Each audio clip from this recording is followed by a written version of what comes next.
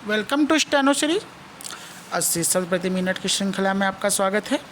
Dictation start होगी 5 second बाद। Ready हो जाइए। Ready start. मन हमारे आनंद का आवरण करता है। आखिर हम यह कैसे जानते हैं कि हमारा अस्तित्व है? यदि आप कहें कि हमारे चारों ओर फैले हुए जगत के कारण तो गहरी नींद में आप थे, ऐसा आप कैसे जानते हैं? आप पूछ रहे हैं कि मन से मुक्ति कैसे हो। मैं आपसे पूछ रहा, क्या मन स्वयं को नष्ट करना चाहता है? मन अपने आप को नष्ट नहीं कर सकता। आपका काम है मन की सच्ची प्रकृति को जानना। तब आप जानेंगे कि मन है ही नहीं। जब आत्मानुसंधान किया जाता है तब मन कहीं भी नहीं है। आत्मा में रहकर मनुष्य को मन के बारे में चिंता करने की आवश्यकता नहीं है। मुक्ति हमारा स्वभाव है, वह हमारा दूसरा नाम है। हमारी मुक्ति की चाह आश्चर्यकारक है।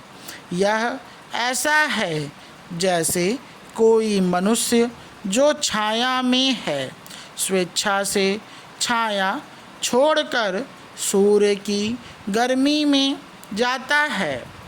वहाँ असह्य ताप से पीड़ित होकर बड़े परिश्रम से छाया में वापस आता है और आनंद से कहता है, आह, छाया कितनी मधुर है। आखिरकार छाया में आ ही गया। जब हम ठीक ऐसा ही करते हैं, हम सत्य से अलग नहीं हैं, किंतु कल्पना करते हैं कि हम भिन्न हैं, अर्थात हम स्वयं भेद खड़ा करते हैं। फिर उससे मुक्त होने के लिए कठोर साधना करते हैं और आखिर एकता का अनुभव करते हैं। क्यों? कल्पना से भेद खड़ा करके तब उसे नष्ट करना चाहिए। आपकी सत्ता के अलावा आनंद और क्या है?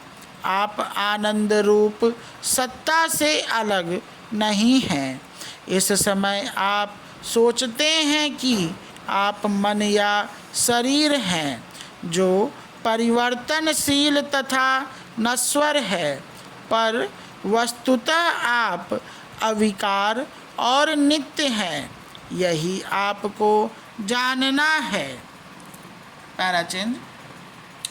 संतुलित जनसंख्या संरचना आर्थिक विकास और रणनीतिक शक्ति दोनों के लिए आवश्यक है। भारत एक उभरती हुई वैश्विक शक्ति है।